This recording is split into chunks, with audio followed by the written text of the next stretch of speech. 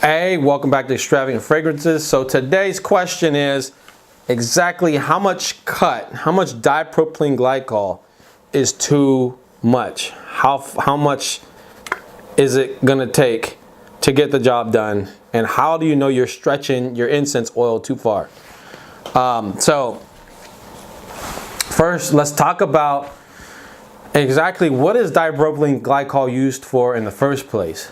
Number one, dipropylene glycol is used in incense stick making when you actually,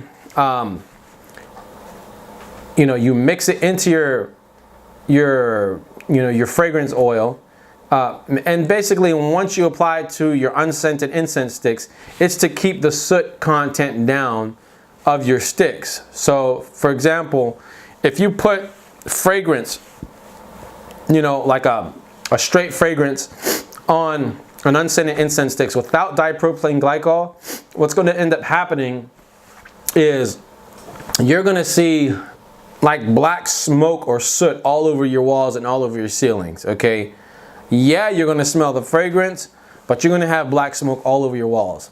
That is the purpose, and that is the point of using dipropylene glycol in the first place. Most people would think that, oh, well, it's just to cut it down so you could get your costs down and all this stuff because dipropylene glycol is cheap. Not anymore. Dipropylene glycol really is not that cheap.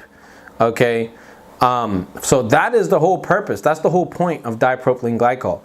How do you know you stretched it too far? Okay, one quick tester is, first of all, I just want to start by saying, if you get a fragrance from a supplier in which the fragrance is already cut and they may not be telling you that, then that's something that you want to factor in. That's probably why I won't go too much into ratios, because some suppliers will say, hey, I got uncut oil. Yeah, the fragrance I give you to make incense sticks it's uncut, but then they're selling you dipropylene glycol at the same time while they're telling you that the fragrance or the incense oil is uncut. Well, all incense oil is uncut. I'm sorry, all incense oil is cut. Okay, so if somebody is selling you incense oil, right, and they're telling you that it's uncut incense oil, incense oil is supposed to be cut. That's just burning oil is supposed to be cut. That's what it is. It's supposed to contain dipropylene glycol in it. Okay.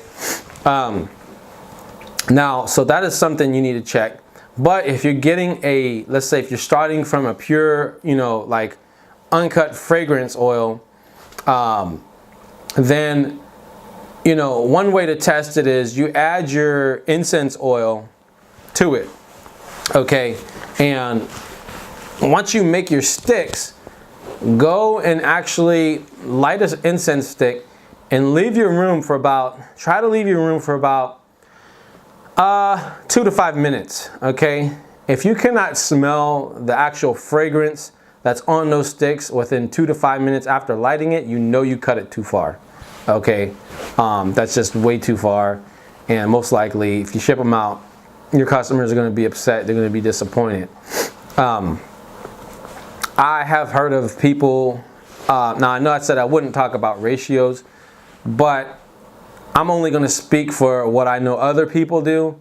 Some people go 50-50, right? They're like, yeah, 50% DPG, 50% fragrance, right? To make a really nice, strong incense oil. Some people go 3 times over, okay?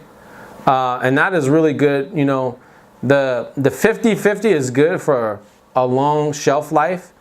The 3 times over is good for a long shelf life. I've heard of people going as far as 5 times over. So that is something that, if you're doing 5 times over, 5 parts of dipropylene glycol and 1 part of fragrance, that's the type of formula you kind of want to get that out quickly. You want to move those sticks out as quickly as possible, because first of all, number one, they're still fresh. Okay, so the fragrance oil that is in those sticks hasn't had time to evaporate into the air and for the sticks to dry out, because oil-based incense sticks do dry out, okay? So those are still moist. They still have a good amount of fragrance content on them, and you want to get those ones moving as fast as you can while they're moist, because they're still good quality while they're moist. It's just like I said, once they begin to dry out, then they will start to lose some of that fragrance quality.